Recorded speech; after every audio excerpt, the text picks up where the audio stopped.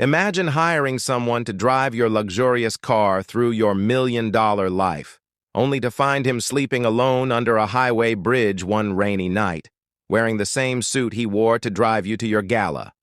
Most would fire him. She changed his entire life. What happened next shocked not only her inner circle, but stunned the entire country.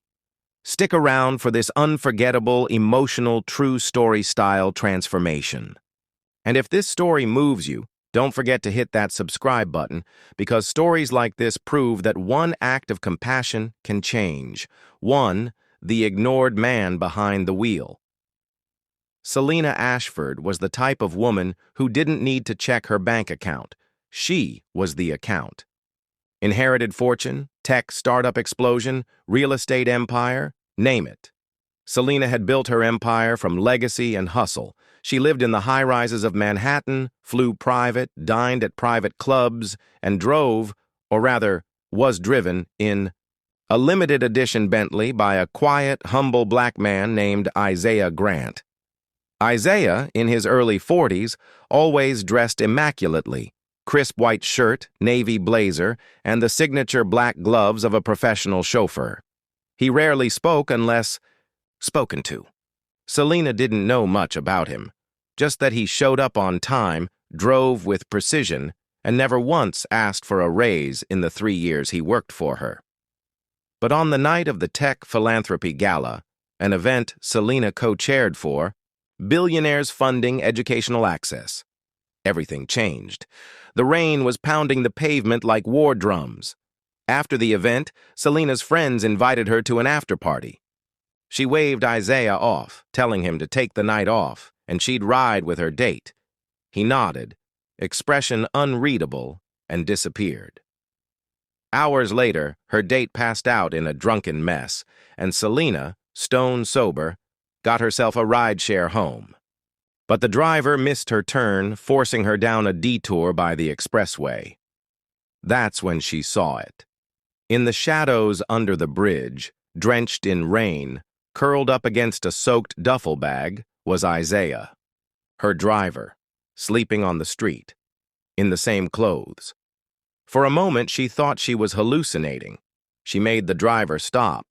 Stepping out into the cold rain in heels, she crept toward the figure. One streetlight flickered. His face was unmistakable. "Isaiah?" she whispered. He jumped, shocked and humiliated, scrambling to his feet. "Ma'am, I didn't mean for you to—" She stared at him, heart pounding. "Why are you sleeping here?" He couldn't meet her eyes. "It's just temporary. I didn't want to cause any trouble." She didn't say a word. She turned, walked back to the car, and ordered him to get in. "Now!" Back at her penthouse, Isaiah stood like a statue near the door, dripping onto her marble floors. Selena handed him a towel. He refused. "Please let me go. I'll find somewhere else to stay," he murmured. "You're not going anywhere," she snapped, leading him to the guest suite. "You're sleeping here tonight. No arguments." He said nothing. The next morning, over coffee, she sat across from him at the long oak dining table. "Talk," she said softly. He hesitated, then told her everything. He used to be a high school teacher in Georgia, teaching history and coaching basketball. His wife, Ava, died from cancer 5 years ago. They had one daughter, Layla, who was in college on a partial scholarship. After Ava's death, bills piled up. Insurance barely covered treatments. He sold their home to pay tuition. The school budget cut his position. With limited job options, he moved north. He became a driver to make ends meet, sending nearly every penny to Layla so she wouldn't have to drop out. He'd been living out of his car for 2 years. "Why didn't you say anything?" Selena whispered, stunned. He shrugged. "Because you trusted me to do a job, not to burden you with my story." Her eyes burned. She'd been surrounded by people asking for favors, investors demanding attention, fake friends needing money, and yet the man who literally opened her car door every day had never asked her for anything. "You're not going back to the street," she said. He looked down.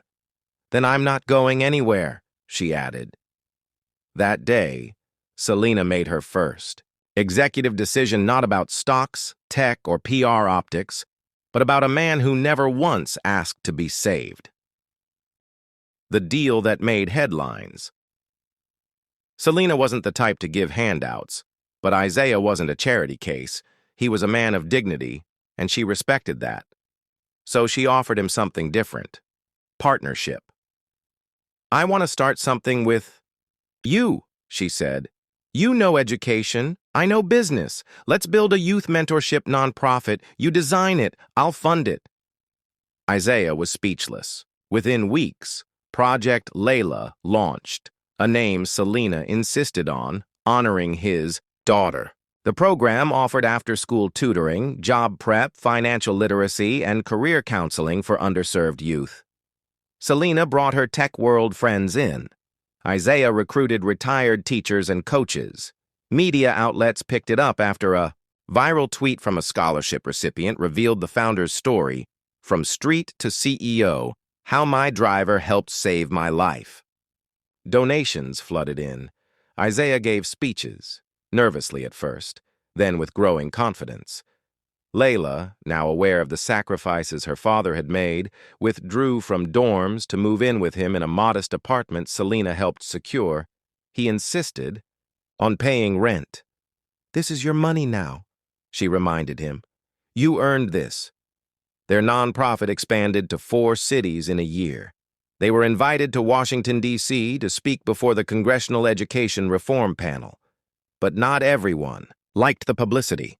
A rival tech mogul, Selena's ex-business partner, spread rumors that she was using Isaiah's story for PR. Isaiah, heartbroken, tried to resign. "I won't be your token," he said. Selena fired back, "You're not my token. You're my partner. Let them talk." But it wasn't over. Her board pressured her to cut ties to protect shareholder image. She called an emergency meeting. "If you think my reputation can't handle standing beside the most honest man I've ever met, then you don't know me at all. Isaiah stays, or I go."